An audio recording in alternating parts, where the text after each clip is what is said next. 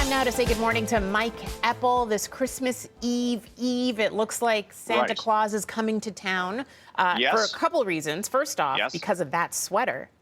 Yeah, I got my annual Christmas sweater. Love it. There you go. There it is. Very nice. There. Very nice. We get to see the annual Christmas sweater. It'll be put back onto the shelf in just a couple of days. Yep, safely in its box for the rest of the year in a couple days.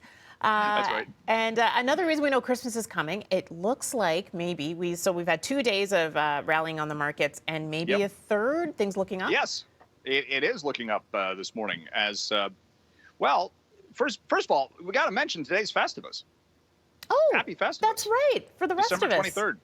So get your airing of the grievances, feats of strength, and dancing around the pole, I guess. Right. Was it a pole? Did you hold a pole? Frank Costanza, yeah. This is going to be mine.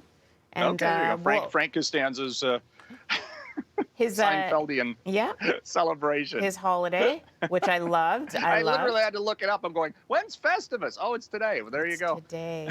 Happy No Festivus. grievances. No grievances. I have many grievances. We'll do that. We'll do that after, though.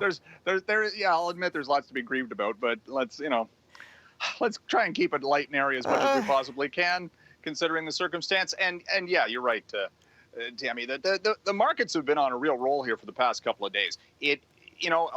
Some of it does have to do with the results related to the severity of Omicron, hospitalization numbers, the vaccines.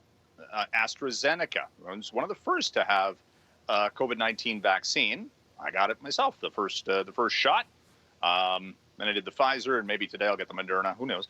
But they're saying theirs works against Omicron. Novavax is another company in the vaccine space and saying the same thing this morning. So as these roll out and people get boosters and, first or second doses in some cases in some countries, it's got to be a global thing, right? You got to get more vaccines into arms worldwide, not just in specific countries, but some positive signals on all of that. Gilead Pharmaceuticals says it's remdesivir is a effective treatment as well. So a couple of things there that are kind of bolstering optimism, because that's what we need right now going into the holiday break and into 2022 on the markets. Big rally for a couple of days and maybe another day of gains coming up today. All right, hoping to get that third day of gains, of course, later on today. It would be nice. It would be very nice heading into the holiday.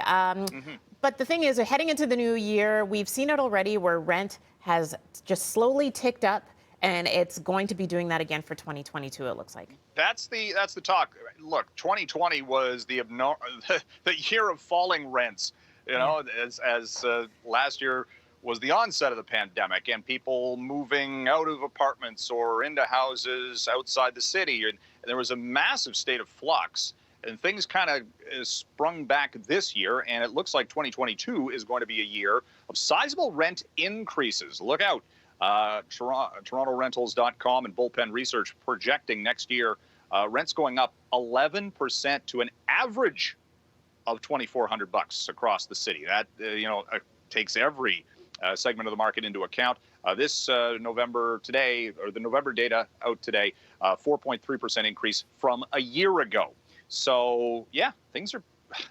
How many times have we talked about things getting more expensive and inflation? Just another thing to... that's a grievance.